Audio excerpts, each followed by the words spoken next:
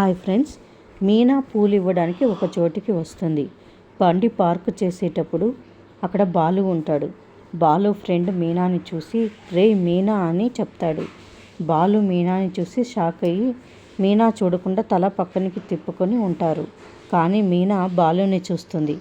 ఏమండి మీరేంటండి ఇక్కడ అని అడుగుతుంది. అవును నువ్వేంటి ఇక్కడ అని అడుగుతాడు బాలు తిరిగి.